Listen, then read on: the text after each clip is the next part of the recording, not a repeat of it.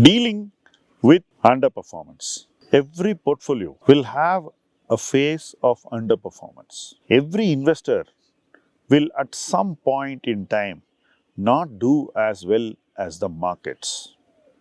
Whether you are a professional investor or a proprietary investor hardly matters.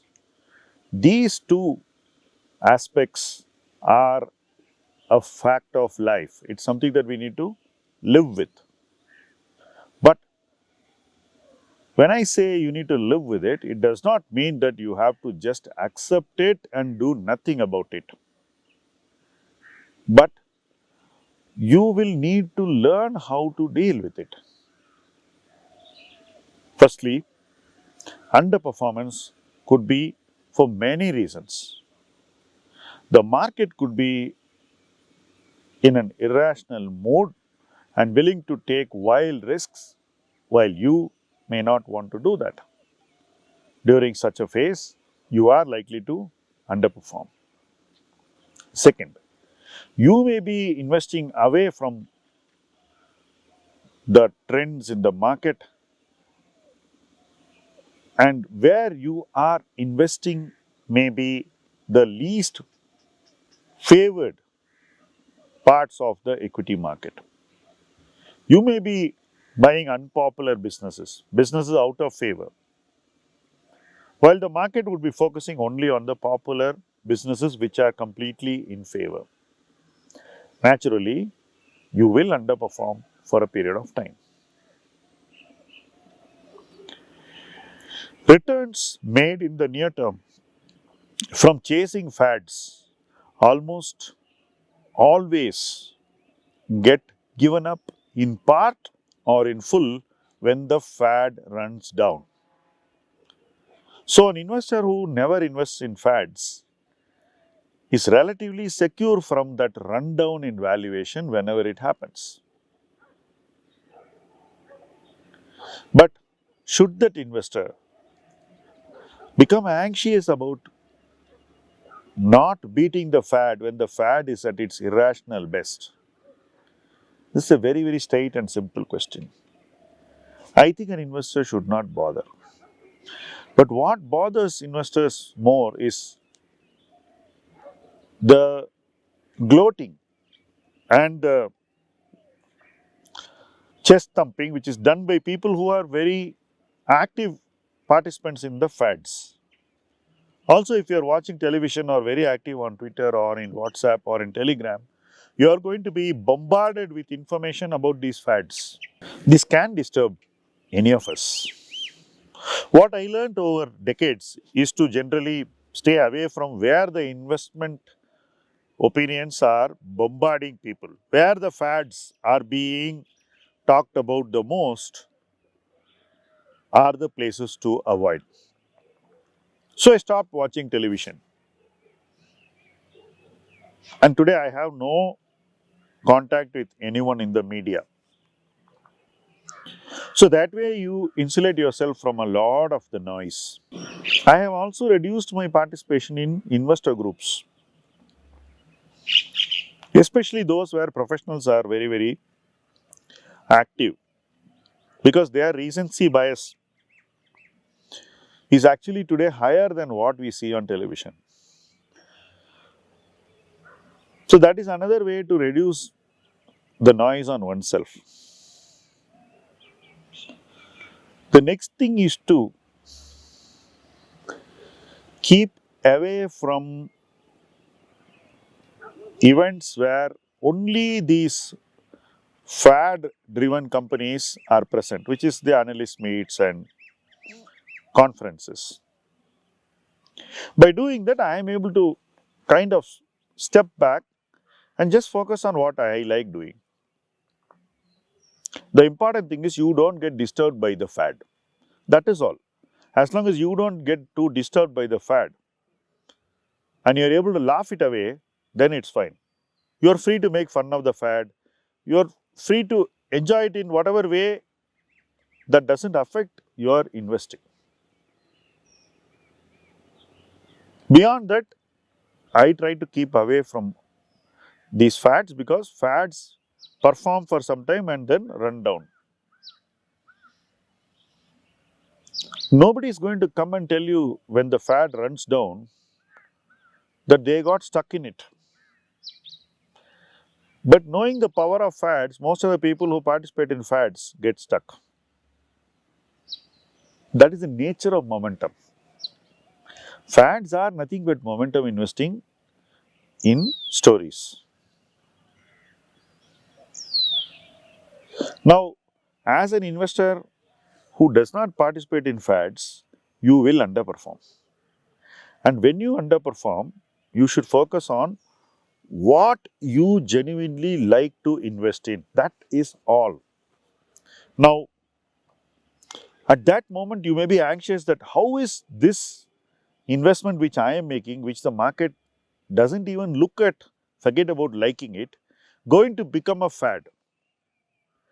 Well, all the outperformance comes from an ignored stock, a hated business becoming a market favorite and a fad. And it is that journey that is going to give you your outperformance. It's very clear. I saw all the stocks which I had studied, which later became multi-bagger, some even up to the extent of 100 baggers. When I invested, people would only tell me what is wrong with the company, what is wrong with the promoter, what is wrong with the accounting policy, what is wrong with the business, what is wrong with the government policy. They would see all the wrongs. What I saw was how these wrongs will get transformed and changed over time. How government would change its thinking, how industry would change, how the competitive intensity will change, how scale will change businesses, and how managements will evolve into better thinkers. Now, this is what delivers outperformance in a portfolio. If you have the right conviction, you are able to hold it for a long period of time. You translate that conviction into a sizable investment position for that company in your portfolio, and most importantly, you are willing to wait. Now, if you are going to be anxious every month, whether your portfolio is doing well and you are going to look every day and become upset about it, you will lose the capacity to wait with the best of businesses and you will end up selling them at the wrong time. And that is not going to give you the desired result, which is outperformance. So, outperformance should not be an outcome by itself which you seek. Excellence is the outcome that you seek. When you seek excellence in the right way without getting disturbed by the environment, the noise around you, the fads and the short-term trends, then you have a fair chance of finding that excellence play out in your portfolio. There will be many cases where you actually identified a company where excellence is possible, but you didn't hold it long enough. It's very important that you should manage yourself well enough to hold that investment long enough. Then you are going to get outperformance. Now to the last point in this video. Should you actually go and buy a company specifically with the objective of creating short-term performance? You will know somebody is going to take a stock price up or somebody is cornering a stock in a company. It could be even an institution. It will be available in the public domain. You will know that because of the lack of float, the stock price will go up in the near term by, let's say, 30-40%. Should you buy such a stock to the extent of 4-5% and make that return to bridge that gap in performance? Many mutual funds do this all the time because they don't pay taxes also on profits. But as an investor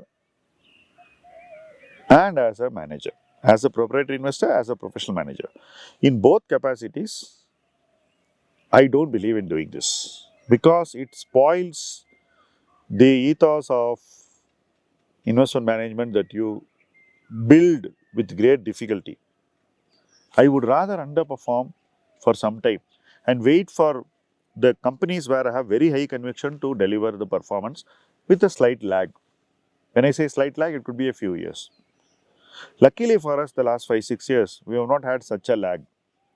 But we could have such a lag in the future.